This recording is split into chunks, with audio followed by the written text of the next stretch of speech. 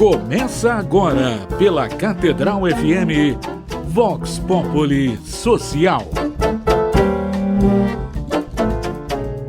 Boa noite para você que está na sintonia da Rádio Catedral, a sintonia da felicidade. Sou eu, Fátima Lima, com você, começando mais um programa Vox Populi Social. Já estava com saudade, não é? Na quarta-feira passada foi o dia do colóquio e por isso não teve o nosso programa, mas hoje nós estamos aqui trazendo mais uma parceria, mais uma iniciativa da Caridade Social aqui da nossa Arquidiocese do Rio de Janeiro. Então, portanto, seja muito bem-vindo, você que está na sintonia da Rádio Catedral. Lembrando que você pode participar sim conosco, a gente recolhe as suas perguntas, enfim, a sua participação e no momento adequado a gente vai estar respondendo para você.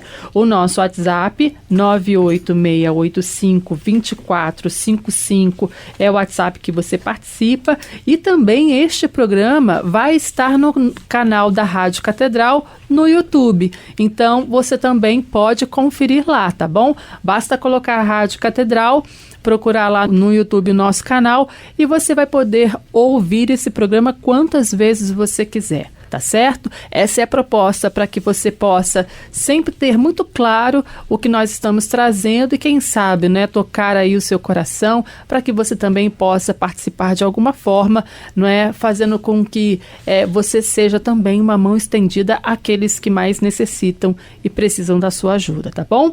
Então comigo hoje está aqui uma galera, aliás, só o time feminino hoje aqui, né? A gente vai falar do espere. Não é um verbo, não é? O espere não é um verbo, neste caso aqui não é um verbo, não é o verbo esperar, mas sim é a sigla, né, de um trabalho que também é desenvolvido aqui na Arquidiocese, junto também em outros lugares, que a gente vai estar explicando tudinho para você. Mas antes de falar disso, do espere, eu quero apresentar aqui as meninas que estão comigo aqui hoje. Primeiro, quero apresentar a Andréia Paiva, ela é coordenadora do Núcleo Espere do Rio e também da região Sudeste. Seja muito bem-vinda, boa noite. Boa noite para todos os que estão nos ouvindo aí, para a gente conversar um pouquinho aí sobre essa história de perdão e reconciliação, que para os ambientes católicos não é grande novidade, mas a gente traz algumas inovações sim, do ponto de vista do trabalho com grupos. Então, estamos aí para compartilhar com vocês a nossa experiência. Legal. Com a gente também a Renúzia Maria, falei devagar, viu? Certinho para não errar também, né? Boa noite, seja muito bem-vinda. Só fala pertinho do microfone, isso. Boa noite a todos os ouvintes. Também participo, sou uma facilitadora da Espere, que é Escolas de Perdão e Reconciliação. O perdão além do confessional, o perdão como direito humano.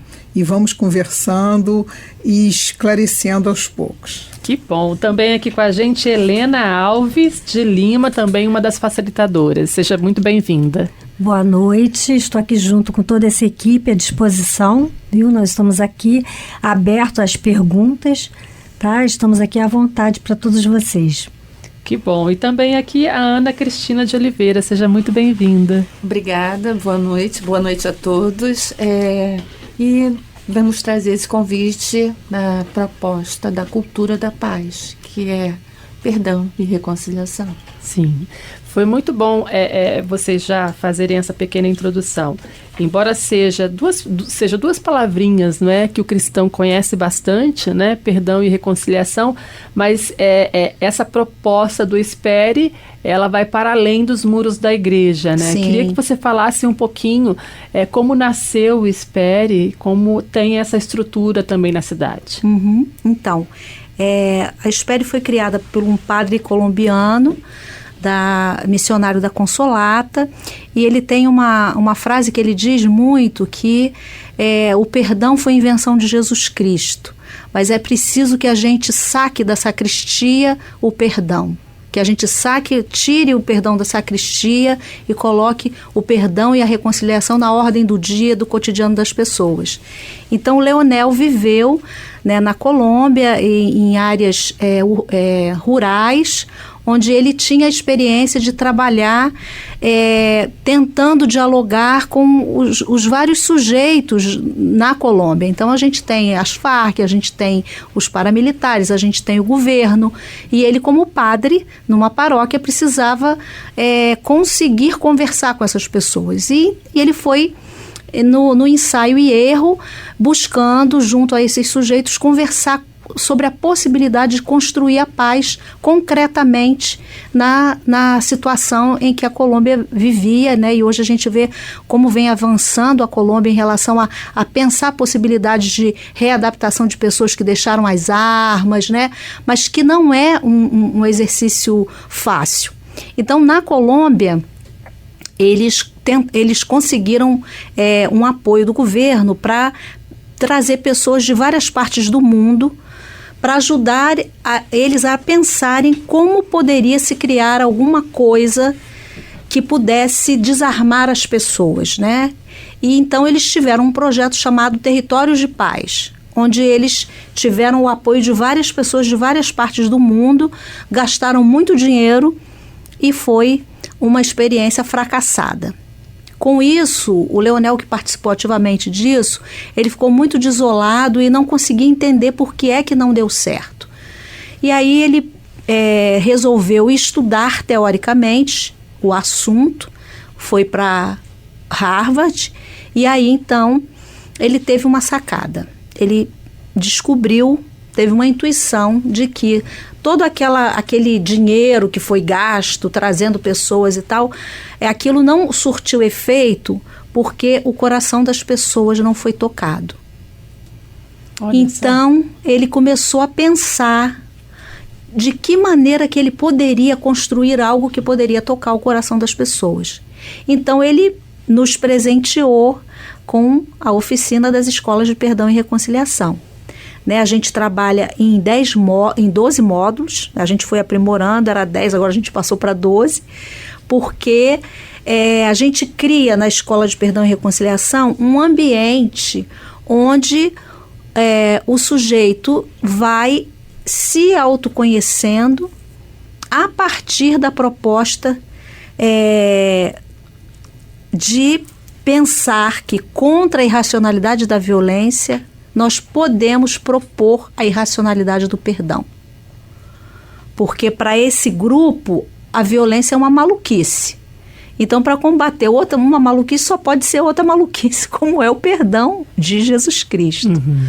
Né? Então, a proposta tem essa pegada bastante, bebe na questão evangélica, sim, mas tem essa questão também da sociologia, do perdão ser um direito, sim, um direito humano, um direito que eu tenho de dar e receber o perdão. Inclusive, essa semana a gente comemorou o Dia do Perdão, né? Sim, semana passada, né? Nós verdade. Comemoramos o Dia do Perdão, que é uma comemoração, vamos dizer assim, nacional, né? Uhum. E que sai também um pouco dessa esfera religiosa, de espiritualidade, para ver qual a dimensão, né? De cidadania mesmo. O perdão pode alcançar, né? Sim, exatamente. E aí, nessa proposta, que é uma proposta interdisciplinar, nós temos assistentes sociais, aqui temos 3 assistentes sociais, a Renúzia é da área do direito, temos psicólogas, pessoas de ciências sociais que vêm